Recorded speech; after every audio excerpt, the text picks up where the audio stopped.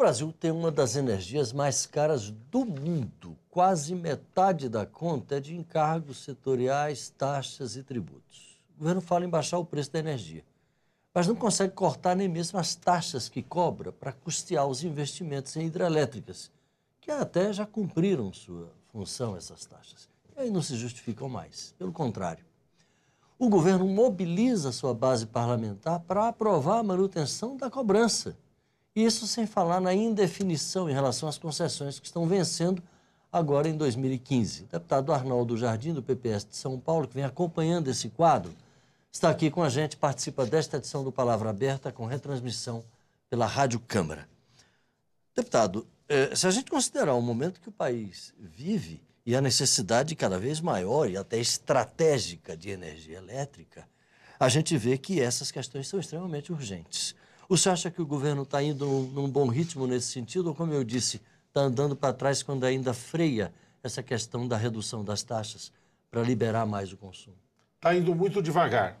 O governo precisa mudar aceleradamente para que nós possamos, de alguma forma, reaproveitar o momento que nós vivíamos e tirar uma diferença. Vou me referir a algumas coisas muito concretas. Primeiro, nós temos uma grande parte das concessões do setor de energia elétrica, e aí tanto na geração, como na transmissão, como na distribuição, que vencem agora em 2015. Desde 2008, o governo, instado pelo governo de São Paulo, que discutia as concessões da CESP, foi solicitado a apresentar uma proposta sobre o tema. Constituiu, então, um grupo de trabalho no Conselho Nacional de Política Energética. Até agora, não chegou a um desfecho. Nós temos 6 propostas apresentadas por parlamentares que estão aqui tramitando na Câmara. Mas a maioria do governo não permite que esse debate ande, no aguardo de uma manifestação, de uma proposta que venha do Executivo. Consequência disso? Por exemplo, nós tivemos o último leilão ano passado, feito pela ANEEL, e quando você faz leilão, ele tem que ter um mínimo de 3 anos de antecedência para a garantia do fornecimento, em que parte dessa energia que vence agora as concessões, poderia ter sido já colocada no leilão, isso significaria abaixar preço, aumentar a base de oferta, e não aconteceu. Portanto, essa indefinição está custando caro. Nós estamos querendo do governo não se move? Qual é a alegação para essa demora? Sucessivamente afirma-se que vai enviar a proposta. Hoje, nós teríamos 2 grandes caminhos nisso. Ou fazer uma nova relicitação, ou você prorrogar. Para prorrogar, nós precisamos, inclusive, ter uma mudança constitucional, no meu entender. Porque na Constituição está dito que qualquer concessão de serviço público só pode ser feita por licitação. Por outro lado, o governo, quando demora tanto, deixa para a hora da onça beber água, esse atraso muito sistemático, nós temos o quê? Inviabiliza-se o debate sobre a relicitação. De qualquer forma, independente do caminho, para ser mais objetivo, qual é a nossa principal questão nesse debate das concessões? É fazer com que esse momento possa ser bem usado para diminuir o custo de energia. Tanto para a tarifa, que é aquele consumidor que são os contratos permanentes, o chamado ambiente regulado, como para o consumidor livre, porque tem uma parcela que há uma livre negociação de venda de energia. Então nós queremos que diminua o custo de energia. E por que pode diminuir? Porque as usinas, quando foram construídas há 30 anos atrás, todo o investimento foi rateado na conta. Nós pagamos, os consumidores residenciais, os outros industriais e comerciais, assim por diante. Então, na medida em que não se tem que remunerar mais o investimento, o ativo, como se diz, já está amortizado. A usina, a linha de transmissão, a redistribuição, tudo isso ficaria mais barato. Agora, deputado, do ponto de vista do investimento, o PAC, metade do PAC é de obras relacionadas à geração de energia. Mas o ritmo dessas obras lhe agrada ou nós estamos indo muito devagar? Nós estamos indo muito devagar, nós temos muitas questões sobre a questão de licenciamento ambiental, o que tem significado uma morosidade, e essa demora de, por exemplo, nós mantermos basicamente a nossa base hidroelétrica, tem feito com que, recentemente, nós temos uma boa notícia. O crescimento da eólica, dos ventos, da solar, que começa a ter um sinal que é a fotovoltaica, da biomassa, queimar bagaço da cana e outras coisas mais. Essa nós queremos ampliar. Mas nós temos tido um triste quadro. O governo, incapaz de garantir esse planejamento, tem recorrido cada vez mais às termoelétricas. Um comprometimento ambiental seríssimo. É queimar óleo combustível. É caro, nós estamos tendo que importar combustível e um impacto ambiental desastroso, mudando essa característica limpa da nossa matriz energética. Tem um outro componente, Paulo, que incide muito sobre a questão do custo de energia, que são os encargos, né? Que é uma parcela muito considerável, como você destacou na apresentação. Era isso que eu ia lhe pedir. Perdão. Que o senhor detalhasse um bocadinho para a gente entender melhor, deputado Arnaldo Jardim. O consumidor não sabe do conjunto de encargos que pesam sobre a energia que ele consome. Eu falo do consumidor aqui de maneira geral, tanto o comercial e industrial quanto o residencial. E é surpreendente, porque olha o paradoxo que nós vivemos.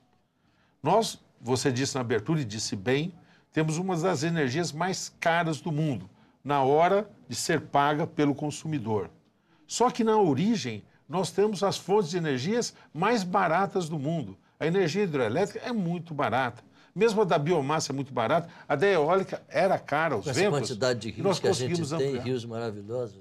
Um bem que a natureza nos deu extraordinário, que nós podemos fazer uma utilização com menor impacto ambiental, formidável, mas daquilo que é o mais barato, até chegar na ponta se torna mais caro. Uma das grandes causas são os encargos. Foram se somando. Para você ter ideia, vamos nos referir a uma delas, RGR.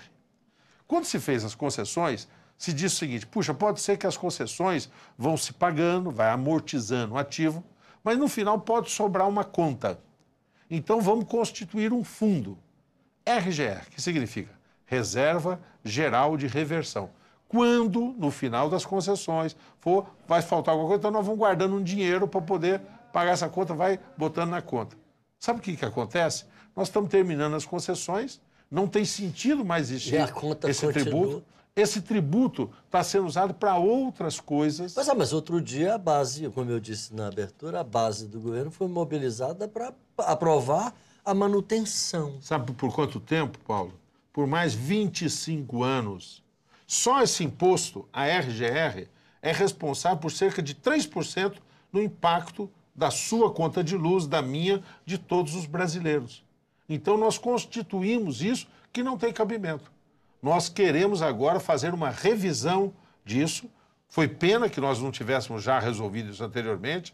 A maioria governamental empurrou essa prorrogação. CCC, é contribuição da conta combustível. Nós temos um problema no nosso norte do país, porque há uma dificuldade que agora, ainda bem que se supera. Nós temos o gasoduto de Urucum ligando até Manaus, então nós vamos poder ter essa fonte de energia para poder fazer com que se tenha o suprimento de Manaus. Nós temos a interligação de Roraima através de energia que vem da Venezuela e o sistema está chegando lá. Nós temos um sistema interligado, até porque a vinda lá da energia que virá do Rio Santo Antônio, tá certo? Lá do Rio Madeira, das usinas que estão sendo construídas. Então nós vamos ter uma interligação do sistema. Até agora nós temos pago essa conta. Ela já chegou a custar mais de 5 bilhões por ano. Que conta é essa? Para todos entenderem. É basicamente você pagar para o caminhão ir lá em Paulínia, no nosso interior de São Paulo, ou alguma outra usina de refino, pegar o óleo, andar de caminhão até o norte do país para chegar num lugar, o óleo ser queimado e gerar energia elétrica. Então, isso, agora com a interligação, está sendo superado. A ANEEL fez uma revisão, vai diminuir um pouco o custo e tal, mas nós podíamos extinguir isso, porque não tem cabimento nós continuarmos a pagar por isso. Por quê? Porque há hoje uma integração do sistema e alimentação por... Então, isso vale para vários outros encargos e nós queremos extinguir ou diminuir rapidamente, com prazo marcado, esses encargos que oneram muito significativamente a conta da energia. Deputado Arnaldo Jardim, nosso tempo está praticamente esgotado, mas eu queria só uma palavra sua para o telespectador da TV Câmara entender.